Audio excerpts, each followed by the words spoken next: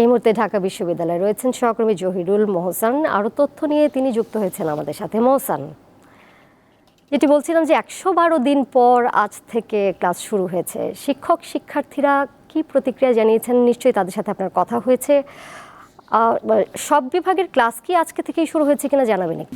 নিয়ে ক্লাস করতে এসেছেন এবং সবার মধ্যে স্বস্তি ছিলেন, কারণ প্রায় ৪ মাস পাঠদান বন্ধ ছিল এবং সকাল থেকে প্রায় সব সব জায়গায় ক্লাস পাঠদান শুরু হয়েছে। তবে ২০১৩ এবং ২০২৪ ২০২৩ এবং ২০২৪ শিক্ষাবর্ষের প্রথম বর্ষের ক্লাস শুরু হয়নি। এই ক্লাস শুরু হবে ৩০ সেপ্টেম্বর। তবে আজ থেকে অন্যান্য সকল বর্ষের ক্লাস শুরু হয়েছে এবং আমরা সকাল থেকে যেটা দেখতে পেয়েছি যে ক্লাসে কিন্তু ছাত্রছাত্রীরা উৎসাহ উদ্দীপনা নিয়ে এখানে উপস্থিত হয়েছেন এবং ঢাকা বিশ্ববিদ্যালয়ের উপাচার্য অধ্যাপক ডক্টর নিয়াজ আহমেদ খান বিশ্ববিদ্যালয়ের বিভিন্ন বিভাগ ও ইনস্টিটিউট ঘুরে শিক্ষার্থীদের সঙ্গে কথা বলেছেন এবং পড়াশোনার খোঁজ খবর নিয়েছেন। বিশ্ববিদ্যালয়ের সিন্ডিকেট সভার সিদ্ধান্ত অনুযায়ী আমরা যেটা আপনাকে একটু আগে বলছিলাম যে ২০২৩ এবং ২০২৪ শিক্ষাবর্ষের স্নাতক প্রথম বর্ষের ক্লাস বাদে সকল বর্ষের ক্লাস কিন্তু আজ থেকে শুরু হয়েছে।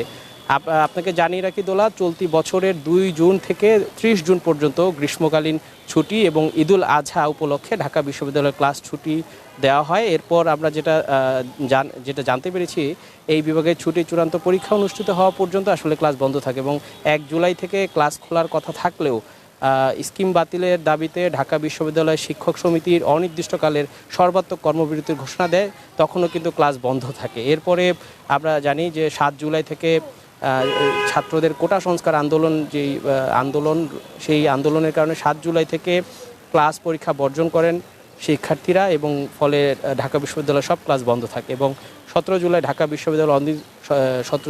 বিশ্ববিদ্যালয় অনির্দিষ্টকালের জন্য বন্ধ ঘোষণা করা হয়।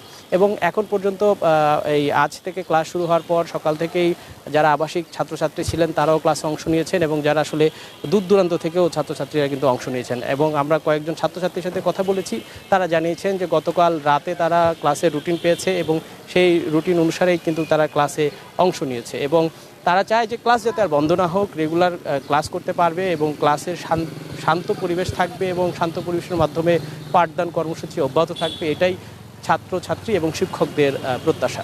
দোলা, বিশ্ববিদ্যালয় ক্যাম্পাস থেকে যুক্ত ছিলেন সহকর্মী জহিরুল মোহসান।